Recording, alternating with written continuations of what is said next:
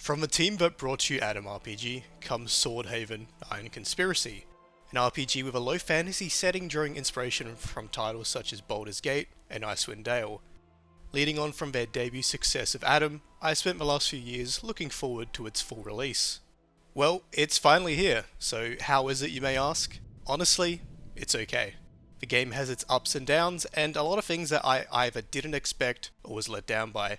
And I'm here to go into detail on what I felt the game did well, and what I felt either missed the mark or just wasn't for me. And I think the best way to get into that is to take a brief look at Atom RPG itself. Atom came out towards the end of 2018, and I thoroughly enjoyed it. It was charming and had an interesting world that stood on its own, while still being an homage to the classic Fallouts. The majority of issues I had with its mechanics was that they were too similar to Fallout 1 and 2's.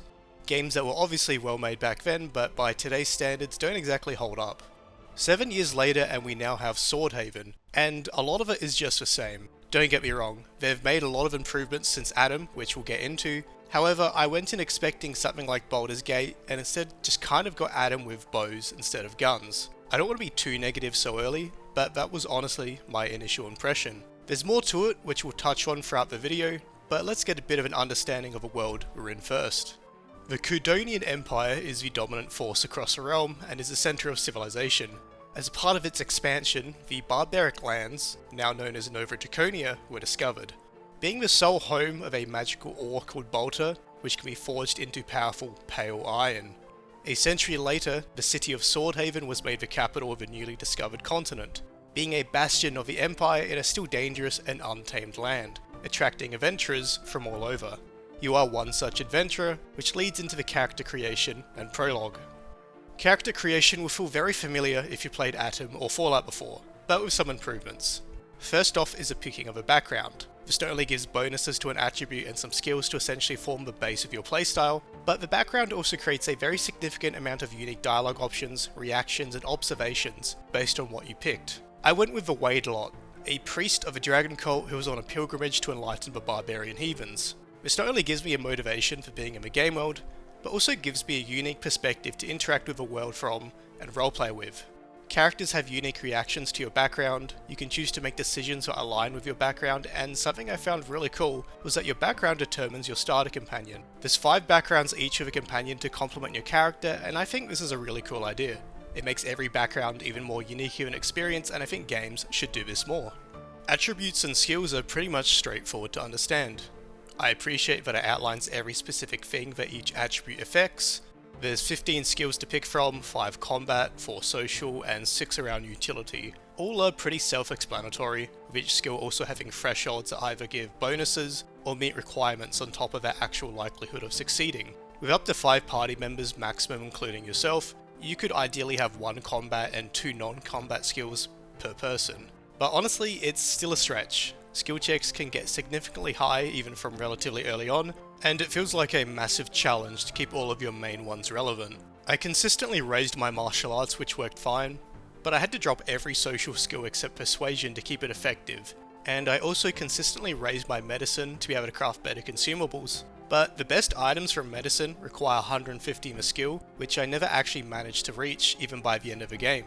Despite this game having less skills than Atom or Fallout, which I'd say is a good thing, it would strongly benefit from something like the tag system. Getting +5 initially on my starter skills because of my background doesn't go very far when there's a lot of skill checks well into the 100s. Crafting and medicine feel basically essential. The game is very resource based, particularly early on. You don't really come across good gear or a lot of healing items, so it's necessary to collect herbs, bottles, wood, leather, etc. to make better gear and consumables. This was less developed of a mechanic in Adam and felt more or less optional. Here, I don't think I would have been able to get through the early and middle game without it. We'll go over that more when we discuss combat and gameplay. Finally, getting back to the rest of character creation, there are your distinctions similar to traits. These are optional but are very significant combinations of positives and negatives which help shore up the direction you want to take your character. And finally, the biggest improvement they've made over the combat system is the addition of abilities. Each weapon type has at least 8 combat abilities with a total of 100 overall. These do a lot to build on top of the nuance of combat, which previously really was just swinging and shooting at enemies. A lot of these revolve around doing more damage, debuffing your enemy, or having some effect on mobility or range. It's fairly simple but a good addition, diversifying the combat style of each party member, while enemies have their own abilities too, depending on what they are. With a general understanding of how your character works, we can enter the world itself. The game begins with you on your voyage from the mainland to Swordhaven. You get a feel for the world and how the dialogue system works. Unsurprisingly, the journey is not without issue. A storm brews, and as lightning strikes the ship, the main mast is broken. One of your travel companions, Xanfor, an Imperial official, is stuck underneath a fallen mast and is dying. With his last wishes, he bids you take a mysterious amulet to an Agronat the Enlightened in the capital of Swordhaven, as the fate of the world is at stake. With this in mind, you make an emergency landing at the nearest part of the coast with your travel companions and set forth on your new mission. We'll pick back up on the story later, but now it seems fitting to talk about the gameplay in general. Combat, exploration, questing, characters, and all that good RPG stuff. So let's get to the combat. The best part about it being it's a bit more interesting with the addition of combat abilities. It's fun to see my priest do a flurry of blows or jump kick someone, or see my fighter companion knock people back or penetrate their armor, or my archer just do a lot of DPS or AoE. Range combat kinda feels OP in the game. Other enemies, whether humans or animals, have their own abilities too, which adds a bit of variety to engagements. But like I complained about at the start of the video, it's just very similar to Fallout. Not to say that it's bad, but it's really just serviceable. At the end of the day, this is the direction of combat that the team went with, and I can respect that, and I'm not going to say that they should try and be like another game or studio. Just like currently, there's a lot of amazing RPGs out there that do make turn-based combat interesting and exciting, and having a combat system that is just okay makes it very hard to stand out in a time when RPGs are more popular than ever. It being a low fantasy setting with no magic and combat either also limits the potential for exciting fights, but I can at least understand that being a decision that's core to the setting. While the game also has real time with pause, I'm not really a fan of it in any RPG, so I only really used it to make easy fights quicker. A notable improvement is that you can now choose to have control of your companions during combat compared to Adam, and that you can also alternate between a free camera and isometric, which I alternated between throughout the game, but mostly used a free camera to get better views as I was navigating the world. So there's nothing really that stands out combat-wise. You have action points, also known as stamina, derived from your attributes. You attack, use abilities, use healing items, throw items that buff your combat skills, etc. Weapons also have mods that can be added to buff them in one way or another, however these have durability and eventually break. I would say there's kind of just too much to do in the game with how the AP system works, and the action economy just feels off. You're rarely ever going to want to do something other than attack, healing or curing poison only when necessary, because if you're not attacking an enemy, they're just going to be hurting you more. You've kind of heard it all before. On its own, this would be just okay, but I'm having similar issues with the combat that I talked about back when I played Adam. Pathing is once again a major frustration with the game. I'd say it's worse this time around because melee is more prevalent than range combat compared to Adam. You and enemies take up physical space in a fight, and there are even more narrow spaces in the game. So a lot of my fights I found my characters trying to path around the whole map, me skipping turns because they couldn't reach anything, and enemies just skipping their turns entirely because they couldn't path to me at all. I'm not sure if anyone else had this issue consistently, but it dragged combat on even more, and I felt like it could be fixed by being able to path through other units or swap places with friendlies. It just feels like a massive oversight.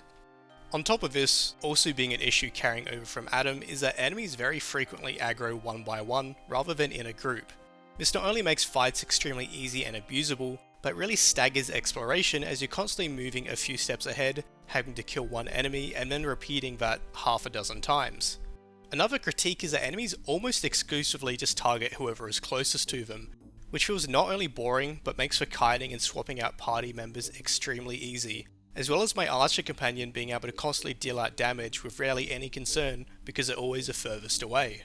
Combining all of these issues with just uninspired combat made it an unpleasant slog really quick. Easy fights felt like a waste of time, hard fights often felt near impossible. This is then compounded by the majority of fights early on mostly being animals. Later on you do get to encounter some cool fantasy creatures or well-armored people, but much of the game has you feeling like you're stuck in a level 1 D&D campaign. Constantly facing hordes of wolves, frogs, rats, turtles, crocodiles, and whatever else crawled out of a local zoo. It's just kinda weird. The game is so low fantasy that you forget you're meant to be in a fantasy world until you encounter the odd dinosaur or Sasquatch. And those moments are cool, but I don't think it makes up for the rest. The resource economy and crafting mechanic goes hand in hand with a combat system in Swordhaven. Healing potions are rare to come by. They don't generally get sold by herbalists, but they do sell the ingredients, but usually not all of them. So you make a conscious effort to pick every herb and take every bottle early on, only to craft a healing potion that would be lucky to heal a turn of damage. That's no worries, you think, I'll make a better version later on. Except by the time I finished the game, I still wasn't high enough level to make the better healing potion, and by the time I could have, it wouldn't heal enough to be worth it. It was more effective to just put up with damage, party members getting knocked out and just rest after, as the items for provisions and bandages for healing injuries are way easier to come by than potions. There's an even stronger focus on crafting weapons and armor compared to Adam here, which I can understand given the medieval setting, but the amount of time, effort and resources you need to make better gear is a lot. But I felt like I had to, because the few weapons and armor that was sold early on were very expensive. So I kept every animal hide, picked up every log, saved up every coin to buy an ingot. I had a party of 4 for most of the game and I never made gear for all of them. It seemed like a logistical impossibility. I could only manage to save up for a new piece of armor or weapon for my main character, or use a lot of my resources to make arrows for my archer. Every tool you use, a spade, a pickaxe, a saw, a pestle and mortar, or anything else, has durability. I felt like this game wanted me to be broke. In my goal to keep upgrading my party's gear, I literally resorted to pickpocketing literally everyone to be able to afford tools, despite playing as a priest. If you played this, please genuinely let me know if I'm being irrational, but there's something just genuinely unbalanced about the amount of resources you need and use in this game. It's like the mechanics were designed around the game being larger and more abundant, but I feel like I'm in poverty mode, scraping the edges of a map, looking for wood and backtracking to every location to mine a few pieces of copper. It reminds me of playing Age of Decadence, a low magic RPG back from 2015 which had a very large focus on collecting and crafting the best gear. That game is notoriously difficult, and yet I never felt like it was an issue gathering resources and upgrading my gear to face bigger challenges. Being a core part of a game, it just required some planning and was rewarding as a result. In Swordhaven, it feels like it just could have been planned better. I spent much of the early game grinding and looking for resources just to make the simplest of gear upgrades. The middle game consisted of me hoarding resources, planning to make some significant armor and weapon upgrades, while constantly churning out arrows as you go through those very quickly. Not all arrows are retrievable after being used, so a lot of easy fights I just didn't use my archer. And when I reached the late game, when I had my crafting skill high enough, finally started getting enough resources, enemies just started dropping gear that was way better than anything I could make, and I felt like I wasted my time. Like, what was the point?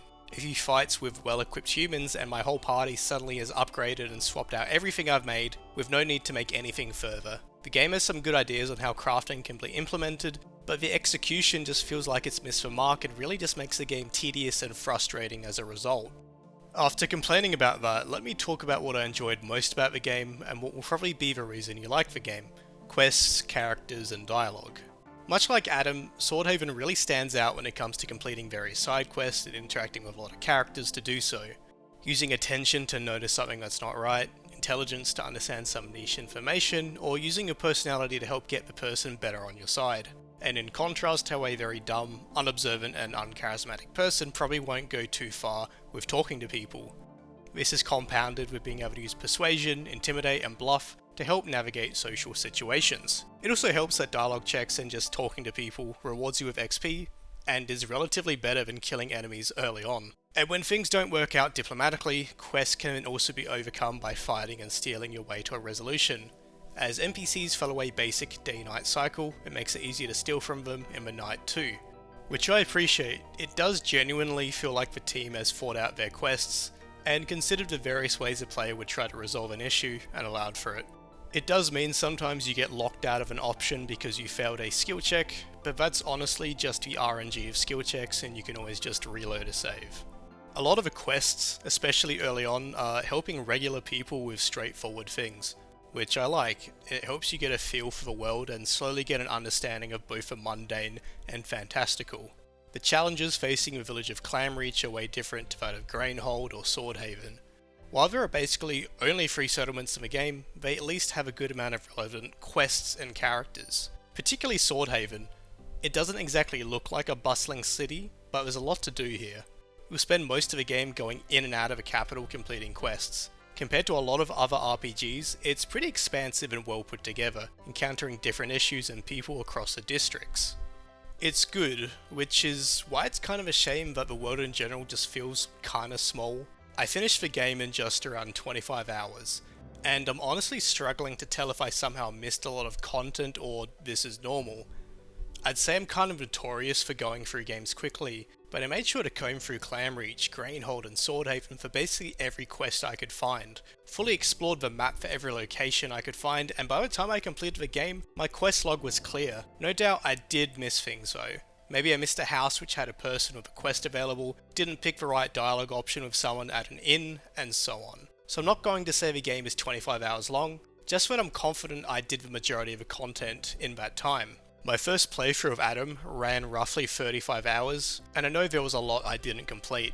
It's just a feeling that despite this being a 1.0 release, it still feels pretty underwhelming or unfinished. Which kind of makes sense as it kind of ties into what I talked about prior with the lack of time to gather enough resources and having the high skill levels to make the best gear. If I'd played another 10 to 20 hours, I obviously would have had the opportunity to gather enough resources to make the best gear and the skill level to make it. However, after exhausting all the quests across the settlements and exploring every location, I just ran out of things to do. Not to mention random encounters while travelling were just annoying and seemed extremely hard to avoid, despite me focusing on leveling the relevant skills to avoid them. There's a handful of other locations across the world, most of them just being single-purpose locations to visit. Some for the main quest, some for side quests, and other places just to check out. There may be a cave full of monsters that need to be dispatched, or a place a hermit is hiding out which you need to visit. Some of them are decent sized dungeons which are a lot of fun. Exploring and facing unknown challenges, solving puzzles and getting some cool rewards, which reminds you, oh yeah, this is actually a fantasy game. It's kind of the experience that just made you wish for more because it's one of the best parts of a game and there really wasn't enough of it. And I of course know that there will be more. One of the things that the Adam team is best at is building on top of their game post-release, and they already have plans for patch 1.1 and beyond. Which is great, and I look forward to checking out the future content. However, the biggest issue is that a game's full release will always leave the biggest impression on actual and potential customers. It impacts community consensus, it impacts sales, it's just this is what is in the game in 1.0 and what I experienced. Now technically, I played version 0.99 because I wanted to play through it sooner, but the game was completable from there on, and the only difference was some rebalancing and bug fixes. And honestly, I didn't have many issues with significant bugs my whole time playing. That generally sums up my thoughts on exploration and quests. What is in the game is good, but it just feels like there's not enough. It's not worth saying they had X amount of years, team members or experience to make the game a certain way because things vary. But I feel if we look at the game, its release and content in a nutshell, it's mostly just okay and could be better. The final main thing I need to discuss, and I would say is very significant towards my criticism of the game, is the main plot. Which means we'll be going into spoilers, and there's a lot to unpack here. If you're still wanting to give the game a go, please skip to the time on the screen as I don't want to ruin your experience. Picking up from our brief introduction of the story, you make an emergency landing near Clamreach with a magical pendant with the goal to find an Agronat to the Enlightened in Swordhaven. And you could in fact head right there. Clamreach is technically optional, but not really because you need XP, gear, and obviously it's an RPG, so you want to play the game. So you do that, and when you pass the bridge to leave Clamreach, you encounter a mysterious man on the road. Turns out, he actually is looking for Xanfor, and if you let that slip, he inquires about an amulet, and if you're a poor liar, he magically blinds you and takes the amulet and disappears. Your first encounter with a sorcerer. Very cool. Otherwise, if you don't tell him all this stuff like a normal person, you head your separate ways. So you leave Clamreach and head to Swordhaven. Never mind. You get kidnapped and imprisoned by a man named Bloodclaw, who catches people and claims they're runaway slaves, and sends them to work in the Bolter ore mines. So anyways, just like in Adam, you get captured early on and have to get back your gear. I'm personally not a fan of this trope because I feel like it always impacts the pacing, but it's whatever. This segment's okay because it helps familiarise yourself with some more mechanics, like sneaking, which is a skill you toggle and then have to avoid the enemy's line of sight. Well anyways, I escaped the prison camp and kind of backtracked to see if I missed anything important between here and Clamreach. Nope, nothing but this mysterious mound that surely isn't relevant, so off to Swordhaven. Then you realise it's on the other side of a river, so you end up at Grainhold. Much like Clamreach, you could technically blow through this, but where's the fun in that? You also have the opportunity to pick up some more companions by figuring out the murder mystery, which I didn't manage to do. I either messed up some checks or didn't talk to the right people, but it is what it is. So you go to take the ferry to the other side of the river, and learn that the ferryman won't take you across because he hasn't been paid since his last trip, and is refusing to take anyone across until the debt is settled. So it's a good time to check out the rest of the town and make some money before heading over. Once you do, it's a straight shot to Swordhaven, but I take a detour to learn how to fight like a turtle from an old man. You then arrive at Swordhaven through Smelter's Row, and this is where things just open up a lot. A lot of cool side quests, slightly better gear, a lot of people to talk to. You need to solve a murder mystery before entering the city, which can lead to getting an extra companion. You could also just steal an entry permit, I believe, which is cool too. You get into the city and it's a straight shot through the various districts to Agranat's house. Turns out you don't have an appointment, and you don't look like one of his usual clientele, so buy some fancy clothes and unpermitted entrance.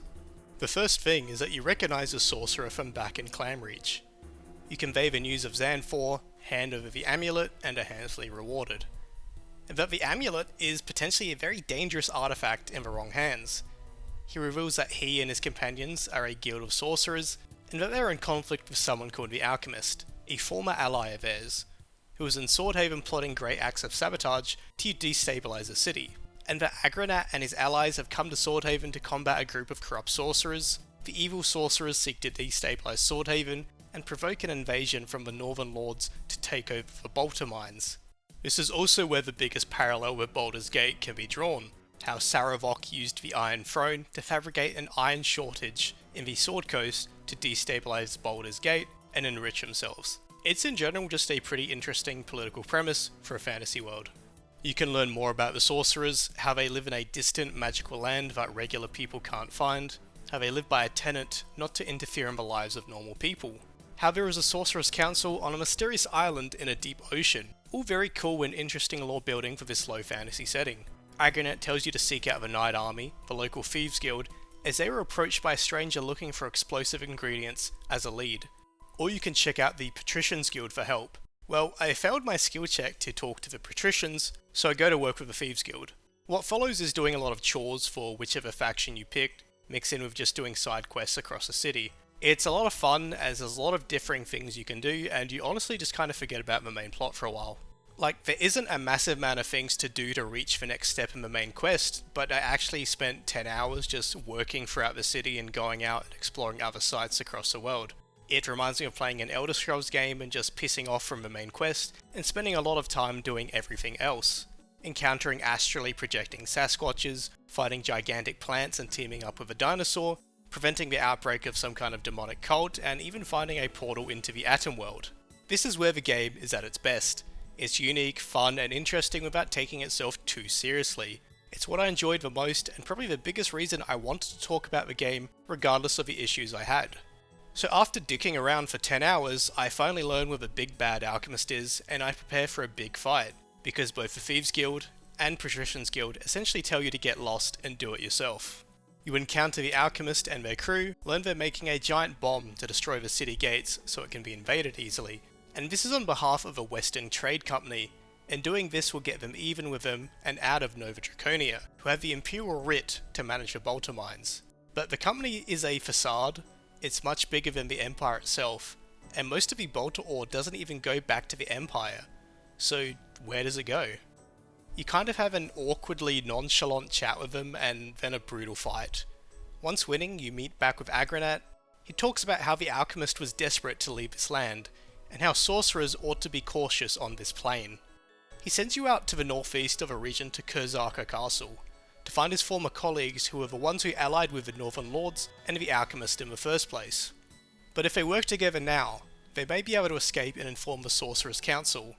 He gives you back the magical pendant which will reveal where the mine is. Welp, off to this castle, not before realising it's across a river and you'll need to pay another ferryman. It turns out he wants 3,000 gold. You know, all the gold I earned and saved up to get resources, consumables and better gear. Yeah, pay up. And right before the castle there's some highwaymen who want 100 gold for passage. With what gold? After that ordeal, you meet the other sorcerers at the nearby dock, learning that they've been stuck here for 20 years, that Agranat, the sorcerers, and the trading company leaders all come from the same plane, and their vessel was stranded here. You agree to work with them to attack the mine and stop the company. They let you use their ship to get there. Wait, if they have a ship, how are they stranded here? Curious. You're warned that the company leadership are dangerous and not of this world, and that they've even replaced the high wage lot of Swordhaven with one of their own. So you sail all the way over to the Bolter mine and begin a very long battle. I hope you brought supplies, because regardless you won't have enough. There's also an insane amount of Bolter ore here, so I mine every piece I find because surely it'll come in handy and I can make some great gear with it. After a lot of navigating and fighting, you come across a large gate that abruptly opens and reveals people with high-tech weapons, plasma rifles and stun batons. Yup. How's that low fantasy setting going for you? But wait, there's more. Out comes a whole squad of people with plasma rifles, spacesuits, exoskeletons and jetpacks. And there's a giant mech too. Just why? I understand it's kind of been hinted at since the start and throughout the game that the sorcerers are from outer space, but I just cannot see how this is a good plot twist in any way. I would say the game was already a hard sell in the first place on being an extremely low fantasy setting, to the point where you're a mundane person with no magic capability, but the payoff to accepting and potentially getting into the setting is that the magic is all just space technology. I kind of just got fed up at this point. I was looking forward to getting some cool resolution to this story, potentially it going on a bit more, but I just stopped caring. You're still in a fantasy world, but it doesn't matter because there's guys with plasma rifles and mechs. Everything these guys drop is a massive upgrade over the gear I spent hours and hours grinding to make. My archer, who had no crossbow abilities, is just way better using the plasma rifle. What's the point?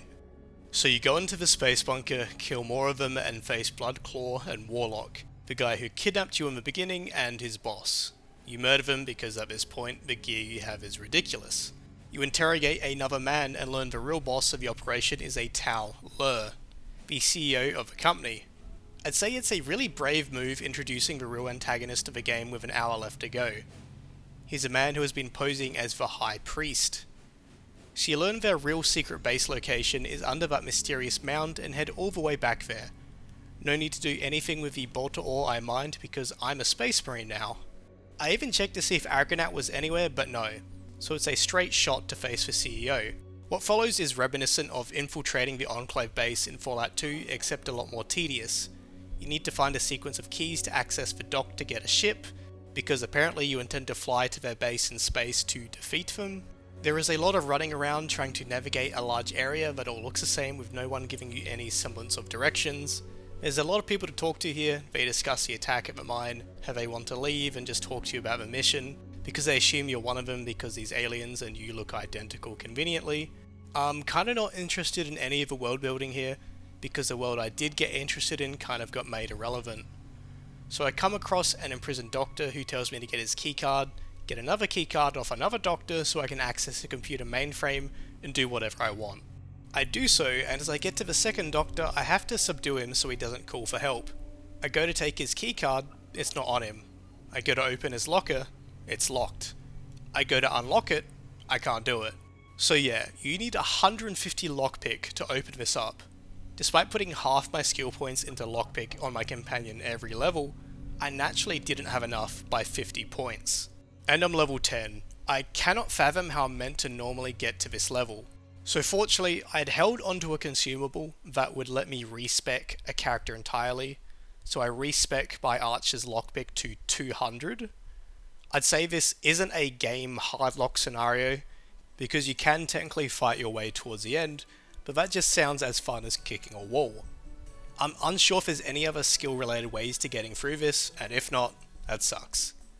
So use the access codes to take over the computer mainframe, have a funny topical dialogue with its AI. You can change all the turret, drone and containment controls, but all you really need to toggle is a hangar door a run down the hallway, towards a spaceship which I'm still not sure how you're intending to use. But you're intercepted by Towler and his men. You learn Agranat and his allies are a part of Starfleet, whose ship was shot down 20 years ago for interfering in this operation. and that the trade company is working here with the permission from the Space Council, aka the Sorcerer's Council, which Starfleet wasn't privy to. His offer is for you to be the company's representative on this planet, because basically there's no point resisting them because inevitably more of them will come and just easily kill you with their space technology. But I'm still playing as a man of God, and so I strike him down. Interestingly, my archer companion, who is a thief-type character, decides to side with them. It's extremely interesting that companions have a moral dilemma with this because basically they have no agency or personality throughout the game. It's kind of why I didn't talk about them individually. They're there to occasionally chime in a comment or share their opinion, but they have no backstory, no quests, or anything like that. Well, defeating Talher and heading back home leads to a Fallout-esque slideshow of events. I honestly can't tell if this varies from any smaller decisions, as it comes across as very broad and generic. Especially the thing about the Marquess and the castle. I never met this person and the castle just told me it wasn't available in early access when I went there. This wasn't even because I played on version 0.99. People on version 1.0 had the same issue, so I've got no clue. As for siding with the trade company, I actually have no idea. The game just bugs out and nothing happens when I side with them. And loops if I talk to Talher, so I guess I'll never know and I kinda don't care. But I believe this at least got fixed in version 1.0. I think it's pretty clear why I'm not a fan of this. Despite having foreshadowing the game would take this turn, it just leads to no payoff. The time I spent getting invested into the game, actually liking the setting and looking forward to what would happen, kinda just feels like it's been brushed aside in what was meant to be an exciting reveal, but it wasn't. It was just disappointing and made me instantly lose interest in the current experience and whatever they add into the future. I know that mixing sci-fi and fantasy is kind of a thing in Eastern European fiction, so I can understand that the team maybe wanted to do something like that, but when the game's said to be inspired by games like Baldur's Gate 1 and Icewind Dale, I'm not after a sci-fi twist. Can this be considered a bait and switch? I'm just confused and let down, and it's added a very sour note to a game that I was trying to enjoy, and did in some areas. The best parts of a game were when it leaned into its unique fantasy elements, and then towards the end it decides to take a deep dive into the other end. It's just nonsensical. After playing through and sharing my thoughts on Swordhaven Iron Conspiracy, the biggest question I have to ask is, who is this game for? The obvious answer would be people who liked Adam RPG. And while I was a big fan of Adam, I feel Swordhaven shares its biggest flaws with it and struggles to stand out on its own. It carries over its pathing issues and simplistic combat from Adam, making combat often feel either too menial or too straightforward. This is compounded by more of a game being melee based, making it feel slower and more crowded. Spending most of your time fighting animals doesn't really make for an exciting experience. I think this is particularly egregious as we're in an era where isometric and turn-based type RPGs are popular again, and they're increasingly finding ways to make combat intricate and engaging. Some people may be nostalgic for the Fallout-like combat still, but I'm just going to say it holds the game back. They did make some good improvements with the addition of combat abilities, but it's a relatively small jump in the scheme of things. Resource management and crafting feels poorly balanced. You need way too much resources, such a high skill level to make anything useful, and tools run out of durability to where you feel punished for investing your money into them. All the while, to then have whatever gear you made quickly outclassed by common drops in the later part of a game. I felt I spent a lot of time investing into this mechanic and didn't get much payoff at all. Overall, I like the concept of it, but it doesn't seem very well executed. As the game gets bigger and has more added to it, I can see that gathering resources will feel less scarce and actually more manageable. However, the game also shares its most notable strength with Adam, that being well-designed quests, character interactions and skill checks. It is honestly one of the best RPGs I've played that lets you play as your intended character and their background, not to mention having unique interactions and several ways to resolve issues. The Adam team has a really thought out approach to understanding what a player would want to do in a world, and allowing them to do so, and in that aspect it does remind me of Baldur's Gate. Rolling into a new village, getting a feel for the situation affecting it, and talking with locals to figure out how you can help them. It's the best part of a game and I wish there were more of it. So when you think about actual role-playing in a game, Swordhaven does it well. I just feel like in general the game is going to struggle to have broad appeal. It's rough around the edges and frequently feels menial in its gameplay, It's definitely the type of game for the person that just loves RPGs, especially when it comes to role-playing their character and feeling immersed in a brand new world. And while that's true, are they going to buy this game over all the others out there? Is there enough going on for the game for someone to single it out and want to play it? It only has loose similarities to the Infinity Engine games it's inspired by, and despite playing like Fallout or Atom, the setting is a lot less unique. I'd say I'm just kind of neutral about the game, honestly leaning towards a negative. And I would say that's primarily because of my expectations going into the game. I expected something at least equivalent to Atom, but I got something that felt less charming and somehow smaller, with its main improvements being in combat or quality of life. I went in being okay with a low fantasy setting and still felt I was only drip-fed the fantasy content, which was the best aspect of the game.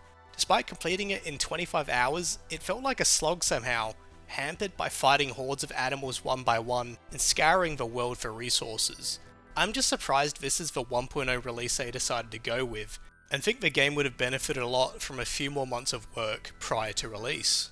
And so I'm going to say that if you're unsure about the game, wait a few more patches. I think with more content, the game is going to feel more fleshed out and will be better balanced as a result. The game can only be better with time, and I know the dev team have the drive and capability to achieve that. I hope you've enjoyed the video. If you've made it this far, please like, subscribe, and let me know your thoughts. Have a good one.